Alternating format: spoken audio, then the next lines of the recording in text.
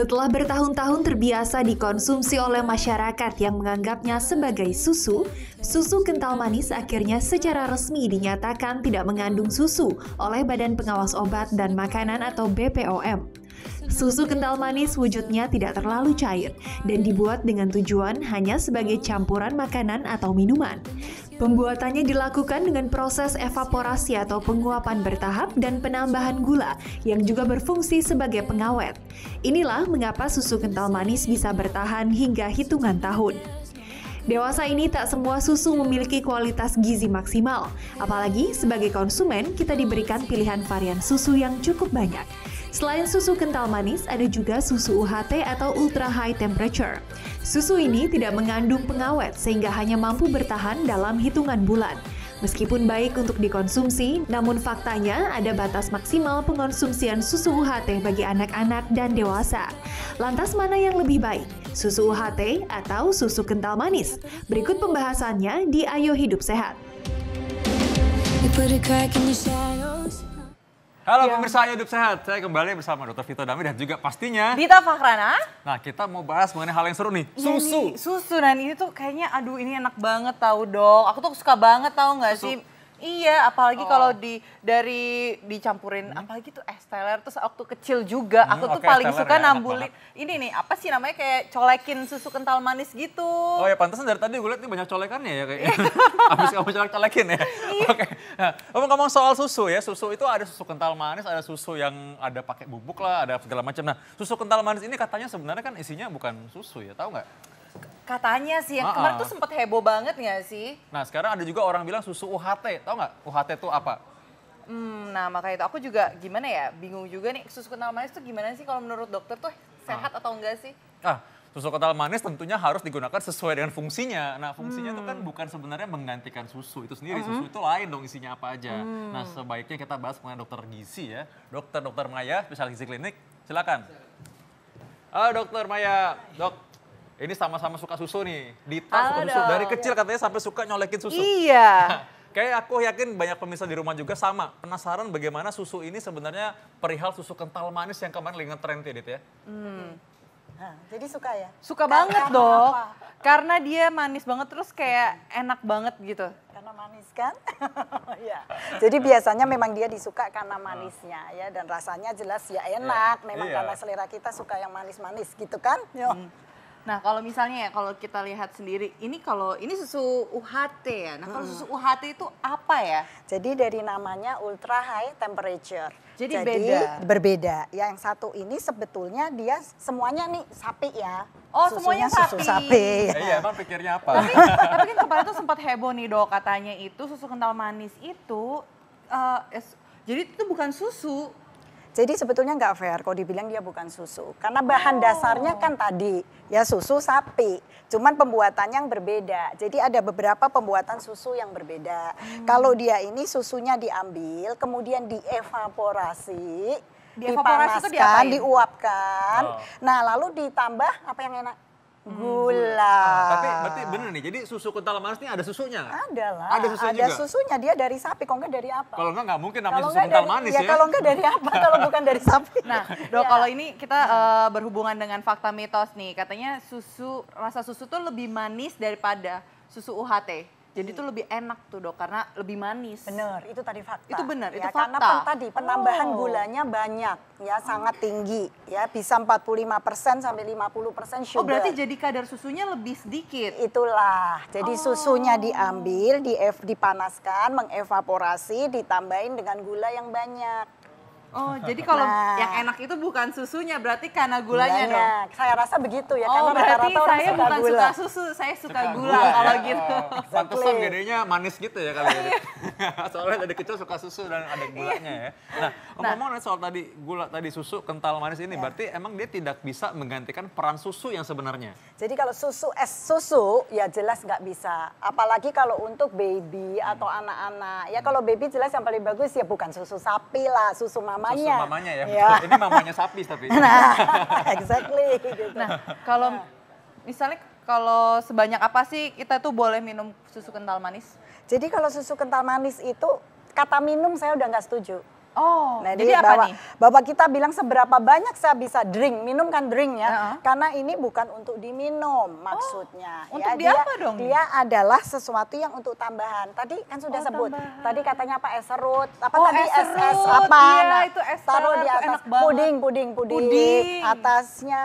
Nah, jadi fungsinya sebagai itu, jangan diaduk dikasih air terus diminum dijadiin susu. Oh, Di situ jadi salah-salah itu kaprahnya salah sebetulnya ya. di situ. Ya. Jadi itu susu kental manis bukan untuk dikonsumsi sebagai minuman, Ya. tapi untuk penambah Nambahin campuran lah ya. supaya cantik lah. Oh, Kau punya apalah? Kau punya apel strudel, Atau dikasih pancake. atasnya. Kadang pisang dicampur dikit tuh sama susu. Oh, biasanya. iya, itu. Atau Misal, roti ya, iya. roti kadang-kadang sedikit Iya, ya. dikasih susu oke. dikit, kental manis. Jadi cuman begitu-begitu loh. Oh, Ya. kalau misal, jadi boleh nggak sih kalau misalnya kayak kan waktu kecil tuh aku suka nyolek-nyolek nih, namanya anak kecil ya, apalagi anak kecil tuh paling suka kayak ngeliat susu tuh kayak langsung dicolek terus dimakan tuh boleh nggak sih? Ya tergantung berapa colekan. Oh, atau Ya. disendokin gitu? Apalagi kok disendokin.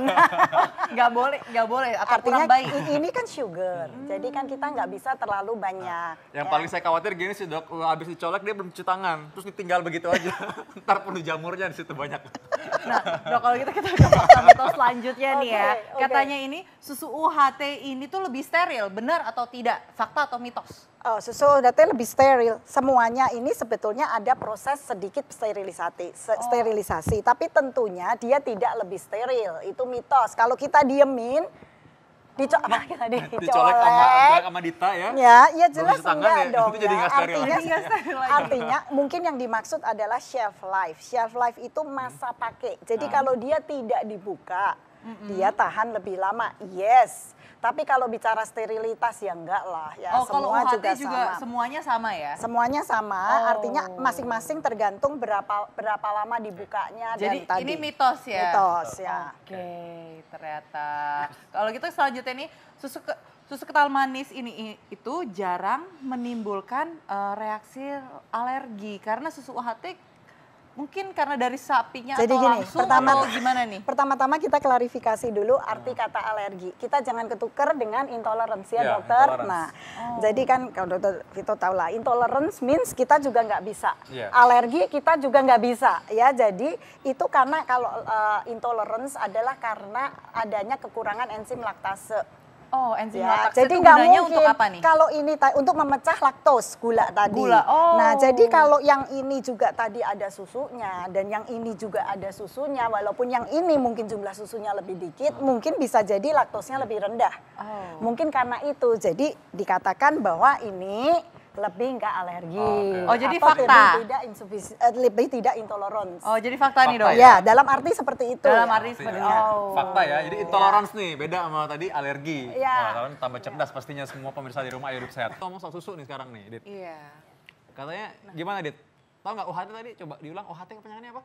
Ultra high Nah, temperature. pinter. Nah, hebat. Tadi aku udah belajar, yeay. Nah, gimana dok, UHT itu sebenarnya Jadi, sebutan gini, lainnya apa dok, iya, UHT Jadi itu? supaya gampang, 80% atau kalau saya bilang 90% susu yang ada di pasaran tuh UHT. UHT. Ya, dan di dosnya pun kita akan baca UHT, Ultra high temperature. Nah, kalau Jadi misalnya di dok, dia dipanaskan dalam suhu 135 derajat Celcius hanya selama 2 detik. Maksudnya supaya kuman-kumannya itu Mati. mati. Jadi mestinya nggak usah terlalu pusing. Yang dibeli itu biasanya UHT gitu UHT aja pasti supaya ya? gampang. Nah, tidak pasti, tapi rata-rata yang dibeli adalah susu UHT, yang sudah di dalam box ya. Nah, kalau misalnya ngomongin susu nih ya, kan ada nih dok, ada susu yang biasanya yang ada di rak dan kalau misalnya di supermarket nih, ada susu yang ditaruh di freezer nih pendingin, itu beda nggak sih? Beda. Jadi sekarang begini, kita tahu yang namanya pasteurisasi. Ya, Pasteurisasi. namanya Louis Pasteur. Ya, Pasteur tuh Orang penemunya ya, Prancis ya, penemu cara ini. penemunya namanya Louis Pasteur. Jadi dia berusaha untuk membersihkan dari kuman tidak steril ya, tapi sedikit hilangin kumannya. Itu namanya pasteurisasi. Kalau pasteurisasi itu suhunya nggak sampai tadi ultra High temperature. Nah, itu. Nah, yang pasteurisasi ini daya tahannya nggak terlalu panjang, makanya penyimpanannya tadi. Nah, kalau yang ini lebih gampang disimpan, tidak usah ini kita bicara tidak terbuka ya, tidak sudah dibuka loh. Dia bisa disimpannya tadi tidak di pendingin-pendingin. Oke, Gitu. ternyata beda Kira-kira, juga ya. ya. Nah dok, kalau kita selanjut aja ke fakta atau mitos nih ya. Nah fakta atau mitos selanjutnya susu UHT ini lebih banyak gizinya, lebih tinggi gizinya daripada susu kental manis. Fakta atau mitos? Jawab deh, udah tahu pasti. Itu udah pasti kayaknya sih fakta sih. Yes. Benar-benar. Karena tadi kita prolognya sudah panjang ya, jelas ini. Jelas, karena kadar gula juga udah nggak terlalu tinggi kayak kental manis, susunya, kandungan susunya lebih banyak. Yes, tuh Oh, ya. nah- Oke, jadi ini fakta. Jadi ternyata aku udah pinter sekarang lama-lama ya Harap ternyata. juga pemirsa hidup saya juga sama nih semua pada Iya, pinter jadi kita juga tuh harus pastinya. terus belajar kayak jadi kayak kita tuh tahu semua hal tentang kesehatan juga kan baik buat tubuh kita juga kan. Ah, iya, Betul, bener. betul. Keren banget nih. Ini udah sepantar sama mungkin anak dokteran kayaknya dia. Iya nanti abis ini jadi sekolah kedokteran deh boleh. Oke, selanjutnya nih, apa lagi nih misalnya faktanya? Nah fakta atau mitos selanjutnya ini susu UHT katanya itu bisa menyebabkan diare. Itu benar atau enggak tadi dok? kita bahas ke laktos intolerance tadi ya. Beda Jadi intoleransi dengan alergi ya dokter ya? bukan alergi tapi adalah laktos intolerance. Laktos intolerance itu apa orang ini, Dok? Asia itu malangnya Oh. hampir sebagian besar tidak bisa minum susu. Kalau minum susu dia merasa kembung, begah, Mual gitu, mencret, mual. Nah, itu karena dia tidak punya enzim tadi, laktase ya, untuk memecah si gula susu, laktos. Jadi ya sekarang kita lihat lagi, karena udah tahu kan, ayo nextnya. Ini kira-kira sama ini laktasenya banyak yang, laktosnya tinggi yang mana? Yang UHT dok? Yes, jadi jawabannya kalau dia lebih sering mencret, kira-kira kalau dikaitkan dengan laktos intolerance bener dong. Iya fakta berarti ya. gitu. Wah. Karena tentunya susunya lebih banyakan ini soalnya kan. Ini kan susunya Jadi sedikit. bisa dianalisa sendiri lah. Jadi kalau misalnya mungkin yang susah-susah buang air besar itu jadi kebanyakan minum susu bisa nih melancarkan. Nah, ini Waduh. gimana coba? Tapi nggak apa, ini sangat-sangat penting karena orang suka banyak berpikir hal yang sama. Iya. Gimana tuh dok? Ya, nggak bener dong. Masa kita memelihara intoleransi, nanti jonjot ususnya lama-lama jadi Apa itu pendek. jonjot saya? Usus Loh, itu, Kerutan usus itu loh. kan ada yang begini fili-fili, Iya. istilahnya jonjot. Kalau orang intoleransi dan dipaksakan, lama-lama ya nggak makin tinggi, lama-lama makin tumpul, terus gimana? Oh. Jangan dipakai sebagai obat pencair. Jadi nggak intoleransi boleh. itu artinya tidak mampu menerima lah itu Yes. intinya. Tidak bisa menerima. Jadi orang Indonesia tidak Tidak cocok mampu kadang-kadang rata-rata mencerna, ya. Tidak ya. bisa mencerna susu ini. Oh, Jadi jangan dipakai sebagai obat untuk melancarkan buang air. Memangsingkan, ya. Makanya memangsingkan itu nggak boleh sama sekali Jadi ya. nggak boleh ya. Oke, Oke, lanjut, kalau lanjut. misalnya Apa kita lagi nih ke berikutnya? fakta mitos selanjutnya nih ya. Katanya susu kental manis ini lebih tahan lama daripada susu UHT. Fakta atau mitos? Tadi? Fakta. Yes, tuh udah pintar, udah bisa nerusin dia. Oke, di sini Gila, kayaknya jadi banget nih. ujian ya kayak udah dijelasin dari awal, terus akhirnya disuruh jawab sendiri. Ini hebat banget. Ini nggak pakai belajar dulu kan? Dari tadi belajarnya ya tadi ya. Hebat banget. Jadi itu karena pasti itu karena gulanya bukan sih dok? Yes, gula dia kan banyak, susunya dikit. Jadi kan gula tuh termasuk adalah- pengawet? Ya. Oh, Selain gula apa pengawet? garam. Garam. Garam juga pengawet. Jadi jangan dipakai buat awet muda ya, Dita. Tadi taruh di muka biar awet semua mukanya dan awet manisnya gitu. Nih kita selanjutnya nih Berikutnya. fakta atau mitos yang terakhir. Nah, susu kental manis itu mengandung lemak yang sangat tinggi. Itu benar atau fakta atau mitos? Kasian ya, itu mitos. Itu mitos. Oh, Karena dia itu kenapa orang jadi nganggap ini, lemaknya tinggi. Karena warnanya kuning, ya kan? Kita konotasinya kalau lemak kan kuning. Atau Terus gulanya juga itu bisa jadi gulanya lemak. tinggi, jadi takutnya oh iya nanti aku endut, berarti ini lemak. Tapi sebetulnya kalau kita lihat kandungannya, ini juga ngandung lemak, kecuali kita beli yang skim milk. Ada kan Ya. yang non-fat skim milk, rata-rata sama kandungannya itu sekitar 4% lemaknya. Cuman. Kalau ini boleh minum segelas, kalau ini cukup 2 sendok makan. Gitu loh. itu sehari nih dok. Ya iyalah, ya iyalah. Iya. Boleh banyak. Ini Boleh gula banyak. 2 sendok Ini makan tuh gula loh banyak. isinya ini. 2 sendok makan loh. Nah, kalau misalnya susu UHT itu sama nggak sih sama kayak susu murni? Susu UHT adalah susu murni. Oh. Tetapi susu murni mungkin pengertian orang nih ya. Kalau aku minum susu murni berarti ada sapinya dan aku peras. Oh. Nah. Nah, apa bedanya kalau yang susu yang meres langsung nih dok? Itu apa? Jadi kalau susu yang diperas langsung, Iya, benar-benar. ya berarti kan ada di milking ya namanya diperas. Dia adalah istilahnya susu raw milk. Pakai istilah susu mentah ya, raw milk. Ya. Nah, bahayanya adalah apa? Kira-kira kalau habis peres, masuk botol terus diminum. Oh, ada bakteri banyak ya. Benar, itu dia. Kan dia orang susu itu kan sapi itu nggak mandi, nggak tahu apa isinya, pasti nggak steril. Nah karena itu perlu dipasteurisasi tadi, disterilkan. Jadi yang pertama itu ada istilah yang pasteurisasinya cepet banget. Lalu ada yang pasteurisasi, lalu ada yang ini, gitu loh. Jadi macam-macam susu itu ternyata ya. Jadi lebih baik minum susu UHT. Karena kan kalau misalnya kita kayak jalan-jalan kemana nih, ada yang memeras susu langsung nih, terus ada yang kita bisa langsung minum kayak susu murni, itu jadi nggak baik ya dok ya? Ya kalau antibodinya kuat banget bisa ngelawan ya. Nah kan, tapi ngomong soal susu ini memang orang dari dulu taunya susu ini banyak kandungan yang bergizinya. Coba susu biar sehat. Nah susu itu kandungannya kita lihat, coba lihat. Susu itu apa aja ya? Susu UHT full cream nih dokter. Terdapat 120 kalori dokter ternyata. Nah, ya kan? Dan informasi isinya nih, per porsi satu pak nih 250 ml. Itu kan yang full cream ya. Full cream Jangan ini, full salah, cream. nanti ada UHT yang tidak full cream. Ya. Nah, itu ada yang low fat ya? Low fat, yang apa. Jadi gini deh, mungkin supaya nggak membingungkan. Mulai sekarang kalau belanja baca itu label.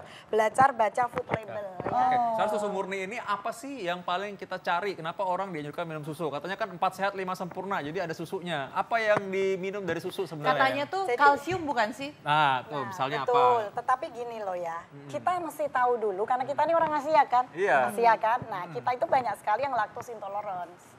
Sebetulnya bisa dulu nggak kita itu minum susu? Kalau memang bisa ya nggak apa-apa karena memang dia sehat ya, banyak kandungan vitaminnya A, B, Ada kemudian protein tadi juga ya? ada protein, ada karbo of course karena ada gula. Ada Jadi gulanya, susu ada kalsium tadi juga. dan ada kalsium dan ada fosfor dan ada lemak. Oke. Ya, jadi memang sebetulnya ya bagus. Kalau dari kandungan gizi yang paling dicari dari susu itu apa sebenarnya? Yang paling menonjol dari susu? Itu kan masyarakat kan biasanya suka bilang, oh susu ini kalau ini mirip kayak makan daging katanya gitu kan. Orang kalau Jadi larinya mau ke protein hewani. Ya, protein Ya, hewani. protein hewani. Jadi karena dia menggantikan protein hewani, dia minum susu. Ya kalau memang tujuannya itu boleh-boleh aja, sah-sah saja kan. Cuma mungkin ada baiknya pilih yang pasteurisasi ya, nggak usah yang terlalu ultra heat. Karena ini kan sudah prosesnya udah pemanasan, takutnya ada beberapa protein yang mungkin sudah tidak ada lagi di situ. Jadi yang pasteurisasi. oh ya. Kalau tidak bisa yang raw tadi. Iya, ya. benar. Oke. Baiklah, ini Dita, aku rasa pemirsa saya sudah tahu nih sekarang bahwa susu murni, susu yang disterilkan ini, susu UHT adalah susu yang betulan yang memang kita pakai sebagai susu. Susu benar yang kita minum, tapi susu kental manis adalah pelengkap makanan. Nah, aku rasa pemirsa sudah bisa membedakan Dita ya. Beda. Ingat kalau mau colek-colek kayak Dita, cuci tangan dulu ya. Biar steril tetap ya. Biar steril tetap.